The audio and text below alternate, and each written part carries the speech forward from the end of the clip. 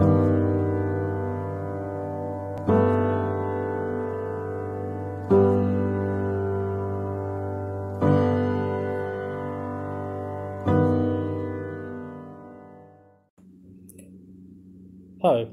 welcome to my video channel English classes by Sanjeev Kumar Shukla. Dear students, today's topic is On His Blindness. Very popular poem composed by great religious poet John Milton. You see, boys, let us let us discuss the title of the poem, that is On His Blindness.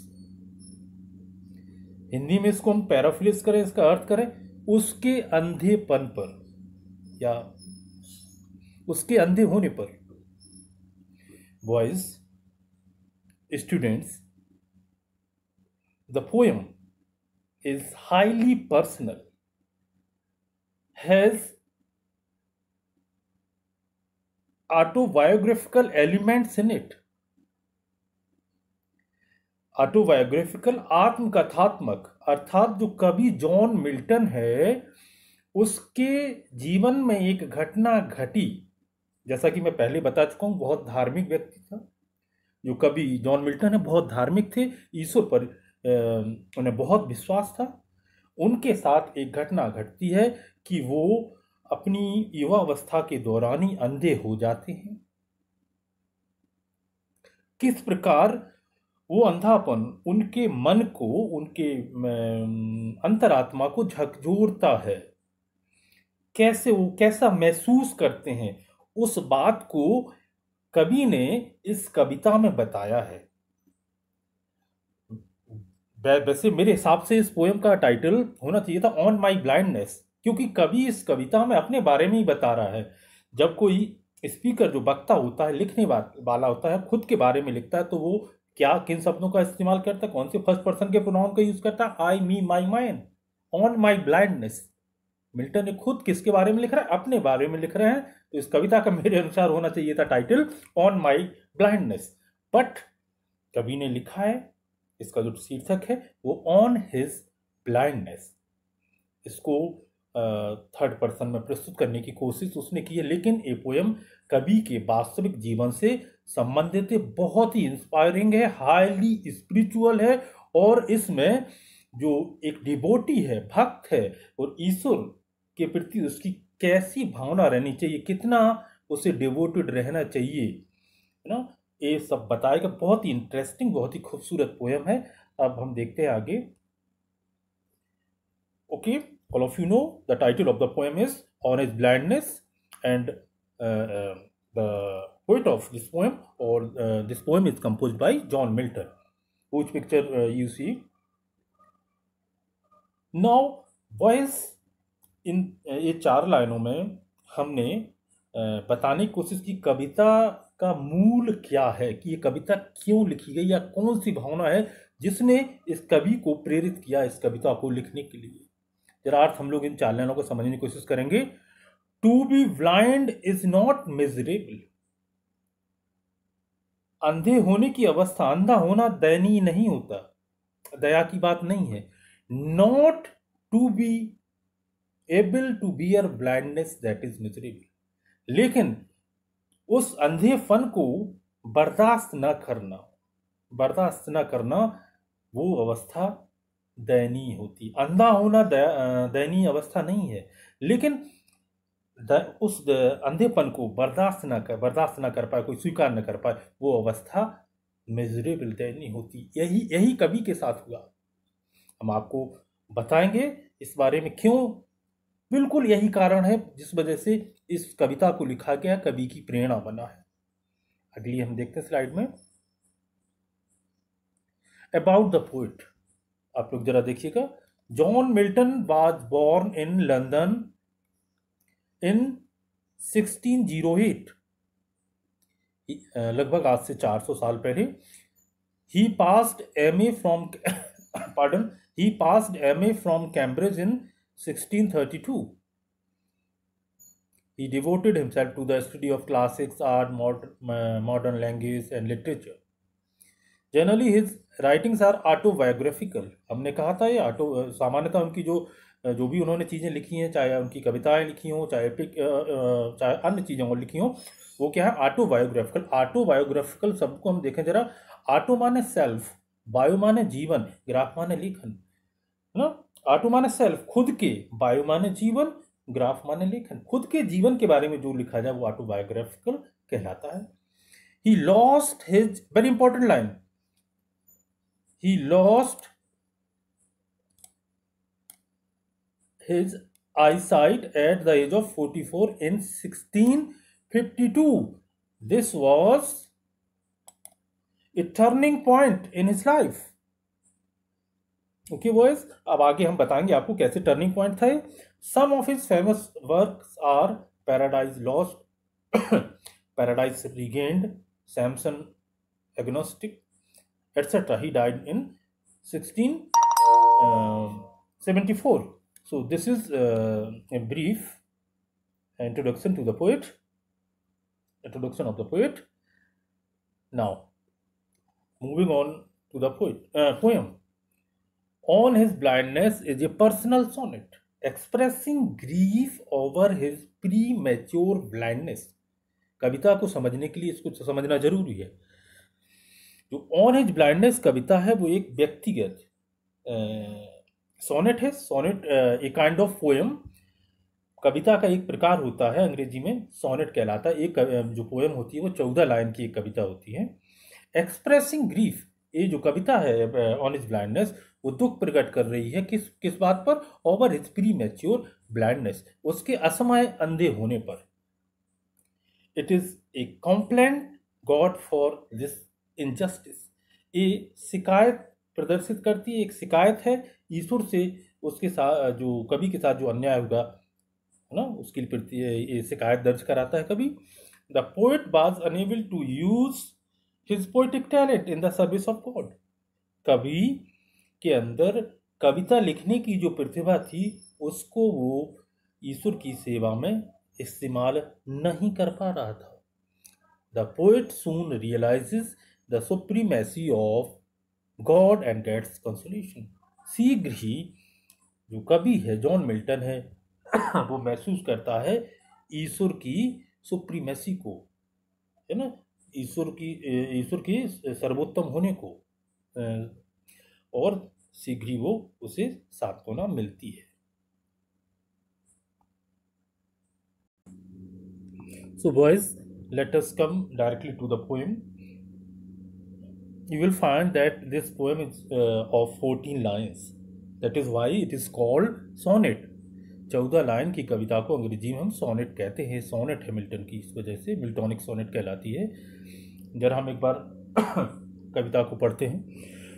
When I consider how my light is spent, eerie half my days in this dark world and wide, and that one talent which is death to hide, lodged with me useless, though my soul more bent to serve there with my Maker, and present my true account, lest he returning chide. Doth God exact day labor light denied? I fondly ask, but patience to prevent that murmur soon replies, God doth not need either man's work or his own gifts. Who best bear his mild yoke, they serve him best. His state is kingly, thousands at his bidding speed, and post over land and ocean without rest. They also serve who only stand and wait. Boys, so this is the poem of 14 lines. Now, you will have to keep this in mind. ये ध्यान रखना पड़ेगा कि कवि एक highly religious man था, धार्मिक व्यक्ति था. ही believed deeply in God, he was a strong devotee of God, but unfortunately at the age of 44 he became blind. लेकिन 44 साल की उम्र में वो क्या, अंधा हो गया. और उसके अंदर एक कविता लिखने की एक पोइटिक टैलेंट था। टैलेंट क्या था? Of writing poems, of writing hymns, of composing hymns, है ना, जो भजन है, जो ईश्वर की समर्पित गीत है, वो लिखने की उसके अंदर क्षमता थी, अद्भुत क्षमता थी। So in the first few lines the poet is complaining, when I consider how my light is spent, eerie half my days in this dark world and wide. So the tone of the poem here is of complaint, शिकायत के तौर पर वो कर रहा है कि यहाँ से इंपॉर्टेंट इधर देखिए, how my light is spent, कि मेरी आंखों की ज्योति, मेरी आंखों की रोशनी क्यों खत्म हो गई है, मैं अंधा क्यों हो गया हूं, मुझे अंधा क्यों बना दिया गया है। इरी हाफ माई डेज, मेरा आधा जीवन पूरा होने से पहले मुझे अंधा क्यों बना दिया गया है। इस अंधकारपूर्ण संसार, इस विशाल संसार में मुझे अकेला क्यों छोड़ दिया गया है, अंधा बनाकर। पोइट जब कभी कंसीडर माने विचार करना, इस बात पर विचार करता है कि उसे अंधा क्यों बना दिया गया है आधी उम्र पूरी होने से ही पूर्व, और इस अंधकारपूर्ण संसार में, डार्क मीन्स अंधकार संसार में, एंड वाइड इस विशाल संसार में, and that one talent which is death to hide, lost with me useless. कभी दैट वन टैलेंट, टैलेंट माने प्रतिभा, जो कि अब मृत्यु तक उसके पास ऐसे ही पड़ी रहेगी बिना उपयोग की, वो उसका यूज नहीं कर पाएगा। वो टैलेंट क्या थी, क्या है talent? Of writing, of composing poems, songs, hymns in service of God. Lodged with me useless, lodge माने ठहरी हुई है, पड़ी हुई है मेरे साथ, कैसी? यूजलेस, बिना उपयोग की। अब मैं उसका उपयोग नहीं कर पाऊंगा। Though my soul more bent to serve therewith my maker, यद्यपि, दो मानी यद्यपि, जो कभी कह रहा है कि मेरी आत्मा है, अंतर आत्मा, मेरी कॉन्शंस है, मेरी सोल है, वो मेकर, मेकर एम बड़े से बना हुआ ईश्वर के लिए यूज किया गया, जो संसार का रचनाकार है, क्रिएटर है, ऑलमाइटी है, यद्यपि मेरी सोल उसकी सेवा करना चाहती, किसकी? ईश्वर की। कि क्या कर कर? कविताएं लिखकर, उस टैलेंट जो उसके पास है कविताएं लिखने की, उस टैलेंट का प्रयोग करके ईश्वर की सेवा करना चाहता है। ओके, हम दोबारा देखते हैं शुरू से। वह ना कभी जब कभी विचार करता है, तो वो ये सोचता है कि मुझे अंधा क्यों बना दिया गया आधी उम्र होने से भी पूर्व, और मुझे इस अंधकारपूर्ण और विशाल संसार में मेरे पास एकमात्र प्रतिभा थी, वो थी कंपोजिंग पोएम्स, कंपोजिंग हिम्स। मेरे साथ वो मेरी मृत्यु तक अनुपयोगी पड़ी रहेगी, उपयोग में उसका नहीं कर पाऊंगा, क्योंकि मैं अब अंधा हो गया हूँ, लिख नहीं पाऊंगा। यद्यपि जो मेरी सोल है, आत्मा है, वो ईश्वर की सेवा करना चाहती है, उस टैलेंट का प्रयोग करके, अर्थात ईश्वर के लिए वो अच्छे अच्छे गीत भजन लिखना चाहता है। उस टैलेंट का, पोएटिक टैलेंट जो उसके अंदर कविता लिखने की यूज करना चाहता है। And present my true account, और ईश्वर को लेस्ट ही रिटर्निंग चाइल्ड, और ईश्वर को अपनी जो टैलेंट है, प्रतिभा है, उसका वास्तविक ब्यौरा देना चाहता है, लेस्ट ही रिटर्निंग चाइल्ड। कहीं ऐसा ना हो लौटने के बाद, मृत्यु के पश्चात, जब ईश्वर पूछे कि मैंने तुम्हें जो प्रतिभा दी थी उसका तुमने क्या किया, उसका वो ब्यौरा मांगेगा, कहीं ऐसा ना हो कि वो मुझे डांटे, क्योंकि मैं अब उस प्रतिभा का यूज नहीं कर पा रहा हूं, बिकॉज ऑफ बीइंग ब्लाइंड, अंधा होने की वजह से मैं उपयोग नहीं कर पा रहा हूं। पार्डन, अकाउंट माने ब्यौरा, चाइल्ड माने डांटना, फटकारना, रिव्यूक स्कॉल्ड, रिटर्निंग का मतलब है लौटने पर, आफ्टर डेथ, है ना, द पोएट और Milton will meet God the Almighty. कहीं ऐसा ना हो पूछे क्या किया तुमने टैलेंट का, तो मैं कुछ नहीं कह पाऊंगा। ओके, नाउ उसके मन में एक प्रश्न और उठता है, क्या? देखिए इंटरोगेटिव सेंटेंस है, आखिरी में ये लाइन है, डथ, ये वाली line, doth God exact day लेवर लाइट डिनाइट। क्या ईश्वर मेरी आंखें की रोशनी खत्म करने के बाद, अर्थात मुझे अंधा बनाने के बावजूद भी मुझसे वो मेरी प्रतिभा का, जो मेरी अंदर प्रतिभा है कविता लिखने की, उसका ब्यौरा मांगेगा कि तुमने क्या यूज किया, इसका बताओ दिन पर दिन का ब्यौरा। क्या ईश्वर ऐसा करेगा? ये प्रश्न उसके मन में उठता है ना। तो यहाँ पे आप देख रहे हैं कि जो पोइट है वो इस वजह से परेशान है कि वो अंधा हो गया है, उसके पास एक कविता लिखने की, कंपोज करने की एक ये टैलेंट थी, एक एबिलिटी थी, उसका यूज नहीं कर पा रहा है। वो कह रहा कहीं ऐसा ना हो कि मृत्यु के बाद ईश्वर उससे पूछे तुमने क्या किया उस प्रतिभा का जो मैंने तुम्हें गिफ्ट किया था, जो मैंने प्रतिभा दी थी, टैलेंट दी थी ऑफ कंपोजिंग राइटिंग और राइटिंग पोएम्स।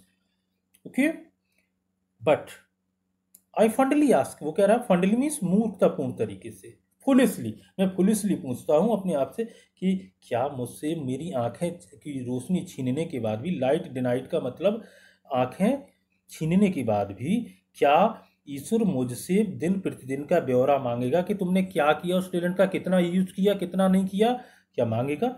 आई फंडली आस्क, मिल्टन अपने आप से बड़ी मूर्खतापूर्ण तरीके से पूछता है, fondly means foolishly, but patience, patience means धैर्य की भावना, पेशेंस को यहाँ पे पर्सोनिफाई किया गया, पी बड़ा बना हुआ है, देखिए मानवीकृत किया गया है। टू प्रिवेंट दैट मर्मर, उस बड़बड़ाहट को, जो एक शिकायत थी, कंप्लेनिंग टोन थी कवि की, उसको रोकने के लिए धैर्य की, जो धैर्य है कवि का वो पार्डन शीघ्र ही उत्तर देता है। क्या कहता है? देखिए इसको इन्वर्टेड कॉमास में रखा गया है, बिल्कुल कहाँ तक, आखिरी तक रखा गया उसका। वो जब अब now he hears the voice of his inner conscience और पेशेंस की आवाज वो सुनता है। God doth not need either man's work और हिज ओन गिफ्ट्स। तो मिल्टन को उसका धैर्य क्या जवाब देता है?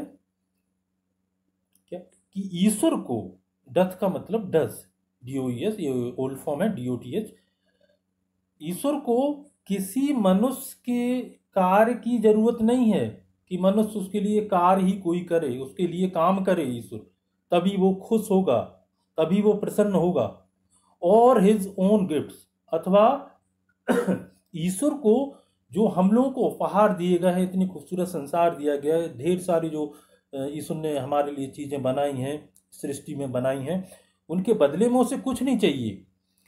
Who best bear his mild yoke, वो व्यक्ति जो सबसे अच्छे तरीके से उसके हल्के से, माइल्ड मीन्स हल्का, योक माने बर्डन, वजन,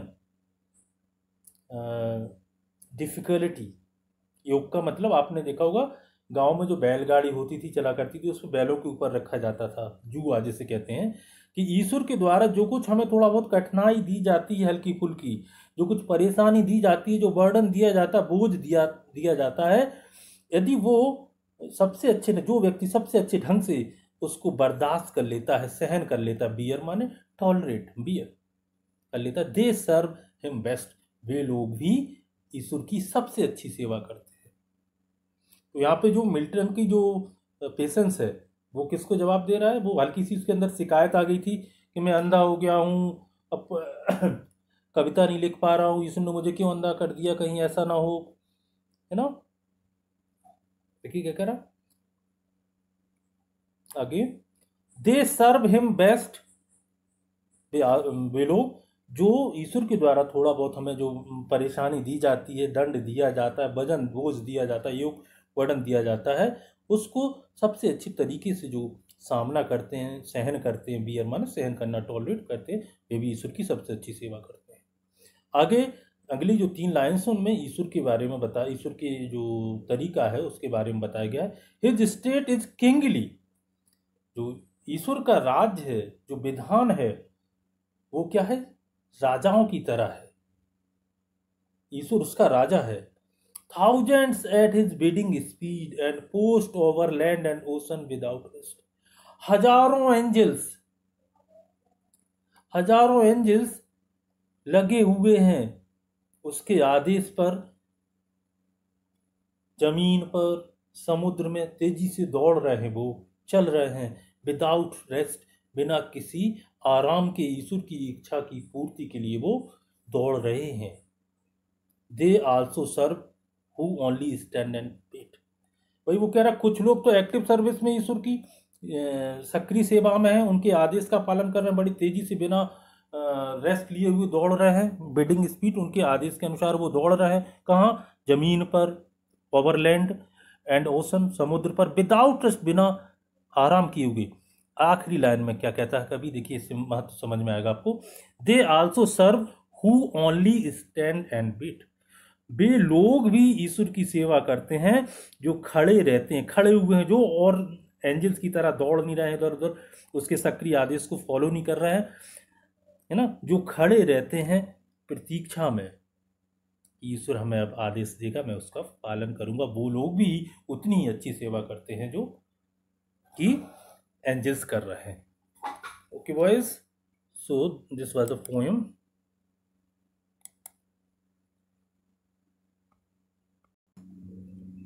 सो बॉयज, यहाँ पे आपको नोट्स भी ऐड किए गए हैं। कुछ जो डिफ़िकल्ट वर्ड्स हैं, डिफ़िकल्ट फ्रेजेस हैं, उनकी मीनिंग भी आप समझ सकते हैं। जैसे लाइट इज स्पेंट आया हुआ है पोएम की लाइन में, उसमें इसका मतलब है this clause presents double meaning. दो अर्थ हैं इसके, how I spend my days या how it is that my sight is used, कि मैं अपने अब दिन कैसे व्यतीत करता हूँ, ये मतलब हो सकता है एक। दूसरा मतलब इसका क्या है, हाउ इट इज़, अब मैं अपने दिन कैसे बिताऊँगा, मैं मतलब बिताऊँगा बिना, क्योंकि मेरी जो साइट है, मेरी जो नज़र है, मेरी जो दृष्टि है, आई साइट है, वो यूज्ड अप हो गई, ख़त्म हो गई है। दूसरा इरी हाफ माई डेज, इसका मतलब before half my life is over, मेरा आधा जो आधा जीवन उस सब पूर्ण होने से पहले। ओके, इन्होंने आगे एक्सप्लेन भी किया। Milton was completely blind by 1652, the year he turn 44, talent gifts of God, useless unused, therewith, by that means, by that talent with, etcetera. आप लोग इसमें इसको देख सकते हैं। अब अगली स्लाइड पर हम लोग चलते हैं। Central idea boys, central idea आपकी पोएम में आपके क्वेश्चन पेपर में 7 नंबर का आएगा, आपको उसको याद कर लेना है लिख लिख कर। सो देखते हैं central idea. This sonnet of Milton expresses his grief over his premature blindness. ये जो कविता है, सोनेट को हमने आपको पहले ही बताया था, 14 लाइन की कविता होती है अंग्रेजी में।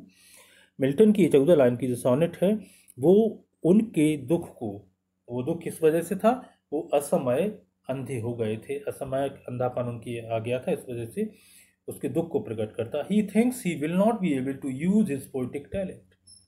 उन्हें ऐसा लगता है कवि को कि वो अपनी जो काव्य की जो प्रतिभा है उनके अंदर, काव्य रचने की जो प्रतिभा है, उसका यूज नहीं कर पाएंगे ईश्वर की सेवा में।